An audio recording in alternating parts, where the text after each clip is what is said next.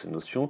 Grand 3, le savoir n'est pas l'enregistrement des données de l'expérience. C'est pour un peu régler la question de l'empirisme, si vous voulez, apporter une réponse à la fois en fait sur le plan des sciences et puis également en fait plus généralement ce que nous apporte l'expérience. Alors, dans quelles conditions l'expérience peut-elle nous apprendre quelque chose? Parce que je ne suis pas d'avis, je ne crois pas du tout que l'expérience au sens ordinaire du terme ou au sens scientifique du terme soit le fondement de nos connaissances à elle seule, quoi. Voilà.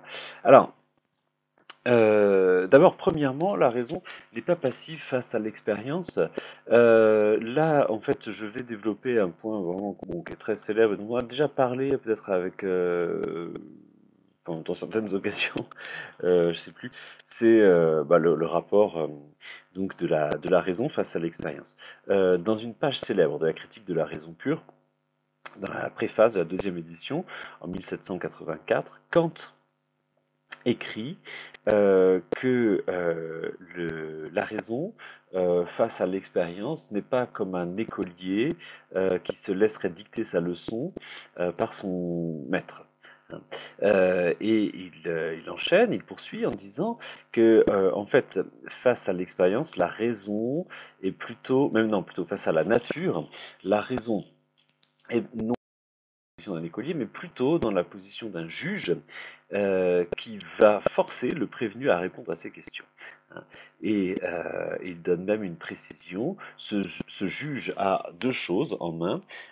D'une part, la raison, sans laquelle il ne pourrait pas apercevoir ce qu'il veut trouver dans l'expérience, et deuxièmement, l'expérience elle-même qui a été conçue d'après les principes de la raison. Voilà. Alors c'est cette image un petit peu euh, riche, très riche, que je voudrais développer ici. Alors, je ne l'ai pas mis dans les notes, c'est Kant, deuxième préface de la critique de la raison. Non, pardon, préface de la deuxième édition de la critique de la raison pure. Alors,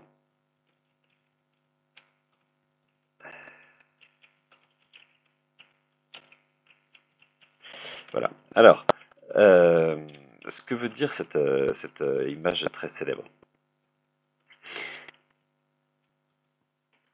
c'est que le 1784, je crois, c'est que la raison n'est pas passive face à la nature. La passivité ne nous apprendrait rien. Si vous voulez, pour dire la même chose autrement, ce serait complètement naïf de croire qu'en fait il suffit d'observer, je sais pas, une salière qui tombe par exemple pour comprendre tout d'un coup la loi de la chute des corps. Depuis Aristote, en fait, personne n'avait prêté attention aux salières qui tombaient ou autres balles de plomb, de liège, de je ne sais quoi. En fait, les expériences, les hommes les ont sous les yeux depuis toujours, et ce n'est pas par cela seul qu'on peut s'instruire de la vérité. Hein. Il y a même, c'est étonnant, des expériences, je prendrai un exemple tout à l'heure, qui sont restées, en fait, des expériences communes, hein, qui sont restées totalement incomprise des hommes pendant des siècles tant qu'ils n'avaient pas la théorie. En d'autres termes, moi ce que je veux expliquer, c'est que finalement, on comprend l'expérience quand on a la théorie, mais c'est pas la théorie qui nous fait, c'est pas l'expérience qui nous fait comprendre la théorie, hein, c'est la théorie qui nous fait comprendre l'expérience. Voilà.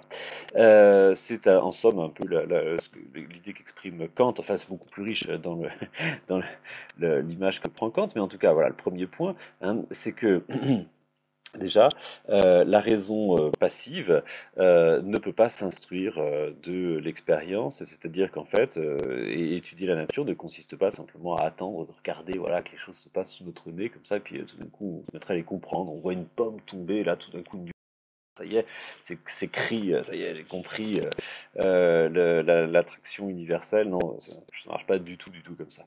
Alors, on ne voit que ce que l'on est préparé à voir. Euh, je vais vous donner ici d'abord des exemples scientifiques qui sont à cet égard tout à fait criants. J'ai retrouvé le passage auquel je pensais l'autre jour dans les études d'histoire de la pensée philosophique d'Alexandre Koyré, où celui-ci explique, en fait, enfin, s'interroge sur l'origine de la lunette astronomique, alors qu'il appelle improprement le télescope. Il y a une nuance, le télescope fonctionne avec un miroir qui reflète les rayons lumineux. Le télescope a été inventé par Newton. La lunette astronomique a été inventée, oui, à proprement parler, inventée par Galilée, même s'il n'a pas créé, il n'a pas inventé le principe sur lequel reposera cet instrument. Alors, je vous explique le problème. Les lunettes, nous dit Alexandre Coyri, sont en usage depuis le XIIIe siècle.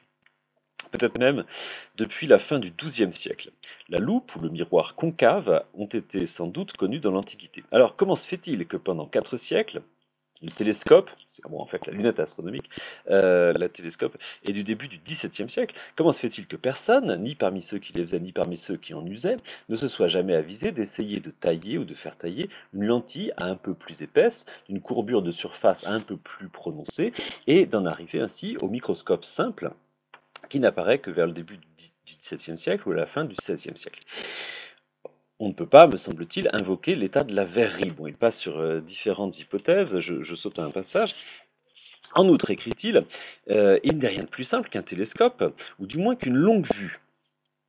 Note intéressante, la longue vue n'est pas un télescope. Avoir transformé la première dans le second est justement le mérite de Galilée. En fait, ce qu'il veut dire par là, c'est qu'en fait, techniquement, la longue vue et le télescope, c'est la même chose.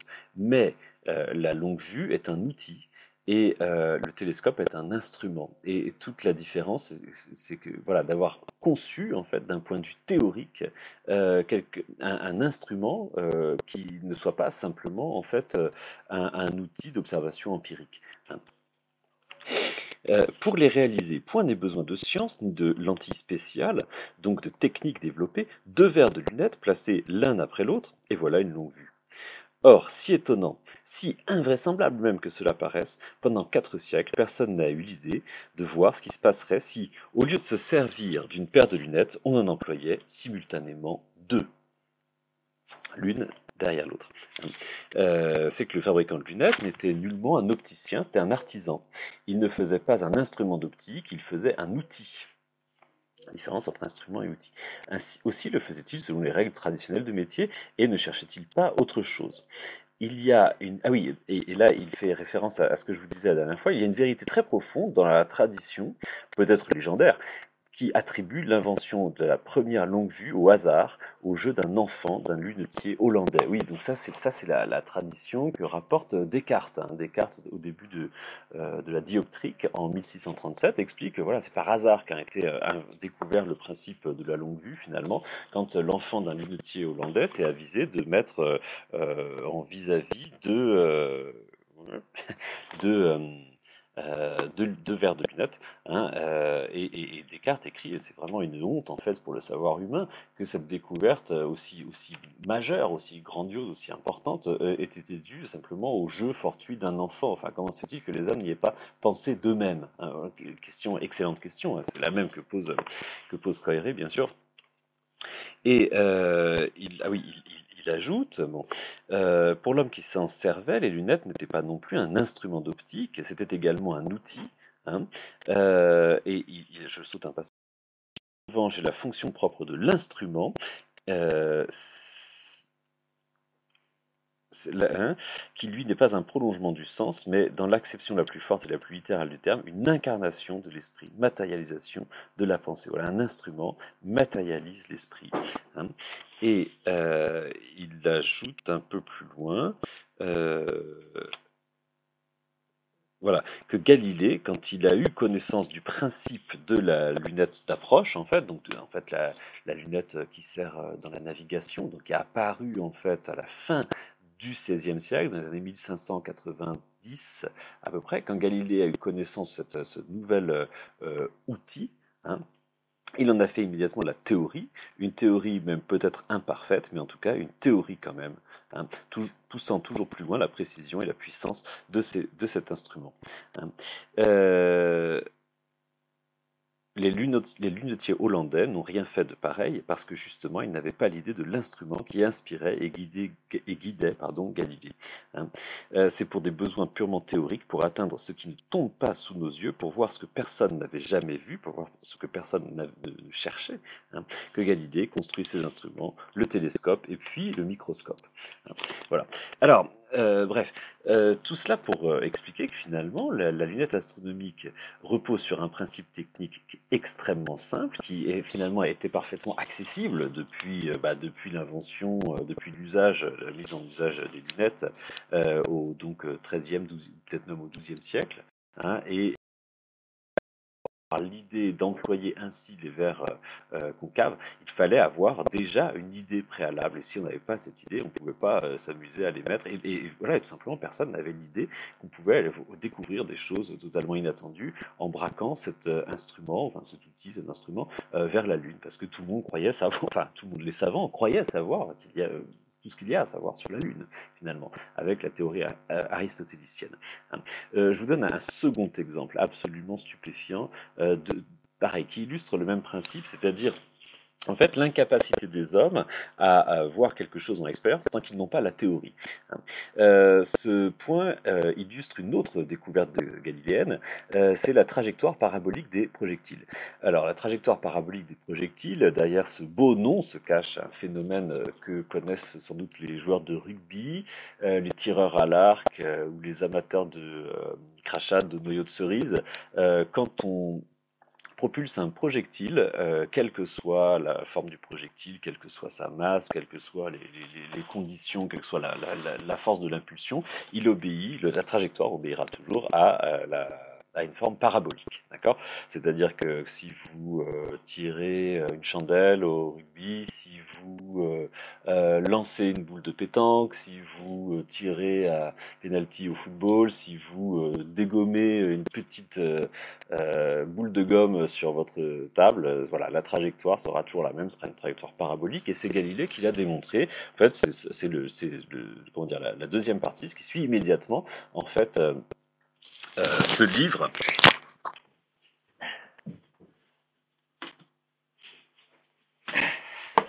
Ce livre, là, Discours et démonstrations mathématiques concernant deux sciences nouvelles, dans lequel Galilée établit la loi de la chute des cordes. Dans la première partie, il établit la loi de la chute des cordes. Dans la deuxième partie, il parle de la trajectoire parabolique des projectiles. Donc c'est vraiment, si vous voulez, la conséquence logique directe.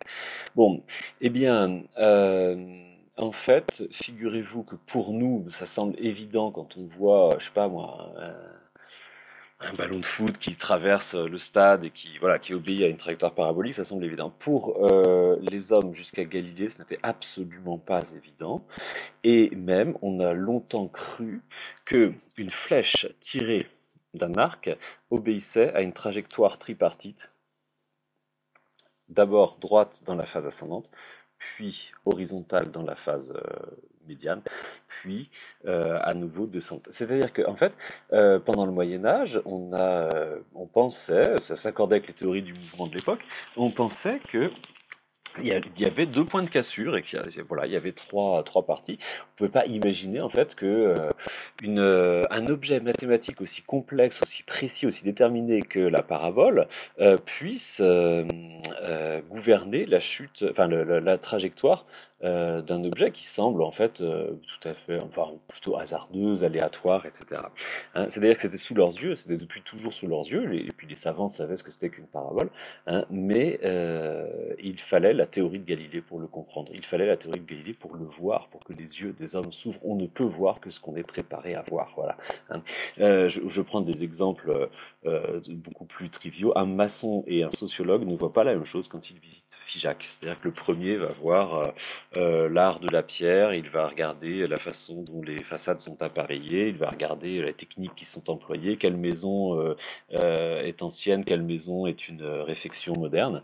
Et puis, par contre, le sociologue, il va regarder, il va passer au même endroit, il va voir les mêmes choses, mais il va voir complètement autre chose. Il va se demander, en fait, quelles sont les conditions économiques derrière la construction de la ville. Il va se demander à quelle classe sociale appartiennent les passants. Voilà, enfin, en fait, on voit ce qu'on est préparé à voir, on voit les choses quand on se pose des questions, et donc on se pose pas les mêmes questions selon les habitudes de vie qu'on a, selon le métier qu'on a, selon la façon dont on gagne sa vie, hein. Et voilà, de la même façon, un musicien entend des choses quand il écoute un disque que n'entend pas quelqu'un qui n'est pas musicien.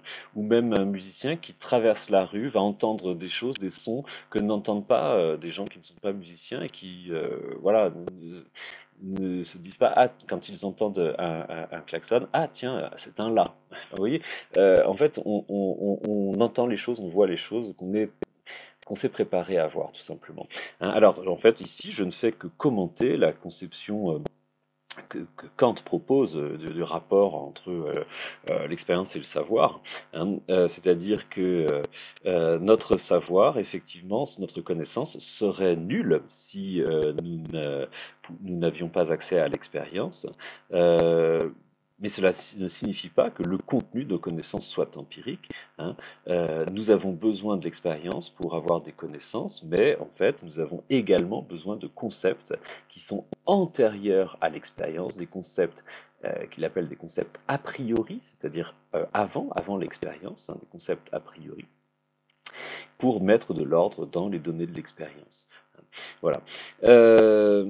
Alors, j'ajoute un mot sur les expériences scientifiques dans le petit 2. Oui, parce que j'ai découvert j'ai pas découvert, j'ai retrouvé, pardon, depuis hier le nom de ce savant médiéval, Nicolas Oreb, qui avait fait cette observation sur les intervalles impairs. Hein. C'est-à-dire qu'en fait, grosso modo, il a observé au XIVe siècle, Nicolas Orem, c'est son nom, Nicolas Orem, a observé au XIVe siècle donc quelque chose que Galilée va établir fermement au XVIIe siècle, donc 3 siècles avant. Hein. Ils mettent en évidence, on ne sait pas comment, vraiment c'est un peu le mystère dans l'histoire des sciences, ils mettent en évidence le fait que lorsqu'un corps tombe en chute libre, il va traverser des intervalles qui sont comme la suite des nombres impairs. Voilà. C'est-à-dire que quand vous observez dans le tableau de Galilée, hein, quand vous observez les écarts, hein, les intervalles entre deux positions, eh bien à chaque fois ils s'accroissent comme la suite des impairs. 1, 3, 5, 7, 9, etc. Bon, je vous disais, ça en soi, le fait que la différence entre deux carrés successifs soit toujours impair, ça c'est pas du tout un scoop, c'est pas nouveau, c'est Pythagore qui l'a établi il y a très longtemps avec une démonstration très très simple d'ailleurs. Hein. Mais Nicolas Orem, en fait, a observé, donc, on pourrait dire je n'ai pas envie de dire cette loi des impairs, enfin ce fait des impairs au XIVe siècle. On ne sait absolument pas comment. C'est ça c'est vraiment le mystère dans l'histoire des sciences. Mais vous voyez, en fait, ce n'est pas une découverte scientifique. C'est pas une découverte scientifique parce qu'en fait, il ignore totalement l'explication de ce phénomène. D'ailleurs, ce qui est très significatif, c'est que finalement, ce même phénomène, cette même observation, on peut aussi bien l'exprimer avec cette histoire d'impair qu'avec la suite des carrés, comme le fait Galilée. Mais justement, c'est que la formulation avec les carrés qui est pertinente, parce que la formulation avec les carrés met en évidence le rapport entre les temps et les distances, et Galilée montre que le rapport ne peut pas être autre chose qu'un rapport du simple au carré, hein, tandis que cette histoire d'impair, en fait, au fond, ne signifie rien, c'est juste une curiosité, c'est un hasard, si vous voulez, hein. Et donc, il ne s'agit pas du tout d'une découverte scientifique parce qu'il n'y a pas d'explication. Hein, et je je citerai, excusez-moi, ici une belle citation d'Alexandre Koyré dans ses études galiléennes. Un livre dans lequel il explique c'est un livre auquel j'ai emprunté la matière du cours, hein, sans explication, il n'y a pas de théorie scientifique. Alors moi je trouve ça vraiment très, très intéressant et très clair. Si vous voulez, c'est pas la peine de s'exciter à chaque fois qu'on achète, je sais pas, Science et Vie et qu'on trouve incroyable des découvertes d'un laboratoire californien ou australien. Les Australiens sont très forts pour ça, qui mettent en évidence des phénomènes absolument incroyables, inattendus. C'est vraiment un bouleversement pour les sciences, etc. Bon, et puis en fait, on s'aperçoit qu'il n'y a aucune explication. Juste, bon, il y a une équipe qui a vaguement trouvé à l'université de Canberra un phénomène extrêmement étrange, extrêmement étonnant, et pour lequel il n'a aucune explication.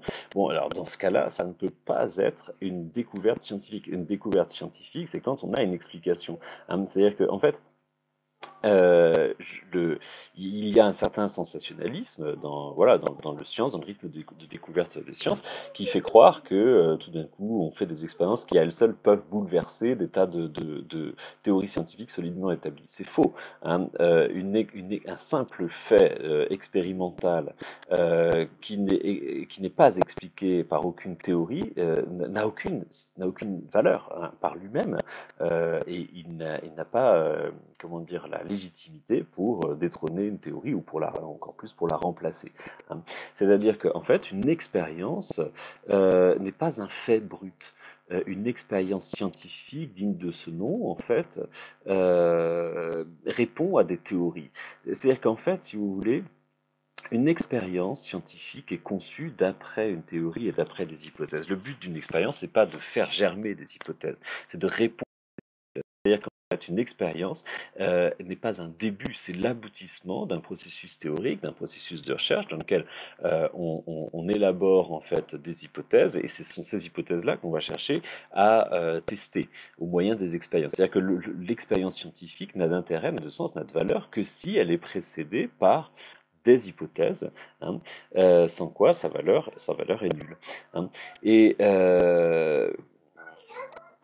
et voilà, c'est ce point-là qui est vraiment important et qui oppose complètement finalement l'expérience ordinaire et l'expérience scientifique. Dans l'expérience ordinaire, généralement, en fait, voilà, l'expérience de la vie de tous les jours qui va nous donner des idées, ou même jamais. Je sais pas, souvenez-vous cet exemple que j'avais déjà pris, hein, des indigènes des îles Trobriand qui n'avaient jamais fait le rapport entre la sexualité et la reproduction, hein, qui croyaient que c'était deux phénomènes complètement indépendants les uns des autres. Donc en fait, l'expérience ordinaire nous donne des hypothèses ou même ne nous en donne qu'une, hein, tandis que l'expérience scientifique, elle ne produit pas des hypothèses, elle est produite par des hypothèses, hein, elle est produite par des théories, et c'est grâce aux théories qu'on conçoit des expériences et non pas grâce aux expériences qu'on conçoit des théories. Voilà. Je m'arrête là pour cette vidéo. Dernier point, oui, le petit 3, je le fais dans une vidéo à part, mais ce sera rapide.